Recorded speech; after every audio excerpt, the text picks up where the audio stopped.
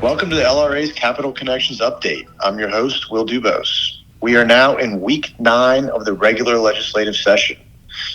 We kicked off this week with the Elephant Stomp on Monday night, which is the Republican delegation's big annual fundraiser. This year, the event took place at the governor's mansion, and although it was a little warm for an outdoor party, it was well attended and it was a fun time. Thank you to LRA member and past chair Mike Mayanza and his team at MMI Culinary for serving up some really delicious food. We are rapidly approaching the point in the session where bills need to reach the opposite chamber or else they will die on the vine. That can either be a good thing or a bad thing for lobbyists and special interests. However, I am very happy to say that the bills on the LRA agenda are all exactly where we need them to be. Last week, I discussed House Bill 800 that sets the framework for a constitutional convention. The bill was scheduled to be heard last week. However, House leadership pushed the vote at the very last minute, which is typically a sign that they did not have the votes to pass it off the floor.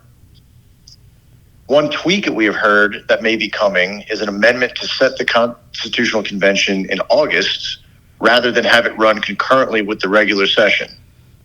The bill is now slated to be heard on Tuesday afternoon, so we will find out if the horse trading and concession making since last Wednesday will be enough to move the bill over to the Senate.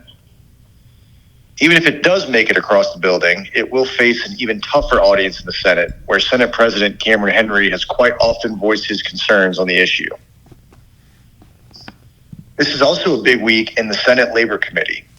On the agenda is House Bill 156, which the LRA is supporting and which received a lot of local and national attention on social media and in news outlets. Hillary Clinton even tweeted about the bill. The bill simply removes the statutory 30-minute break requirement for minors in the workforce. Often what is happening is these young folks would rather not take the required break because they're forced to clock out and therefore lose money during their shift. This is an antiquated labor law that is essentially meaningless in today's work environment. As you all know, employees have more power than ever before in the post-COVID workplace and also with the ubiquity of cell phones to capture poor working conditions. It is our hope that removing this statutory break requirement will incentivize businesses to hire young adults because they will no longer face stiff penalties and fines if the employee doesn't take the break. If you'd like to learn more about the status of our advocacy agenda, please reach out to me at will@lra.org. From the LRA House in Baton Rouge, I'm your host, Will Dubose. Tune in next week to hear how the LRA is fighting for you.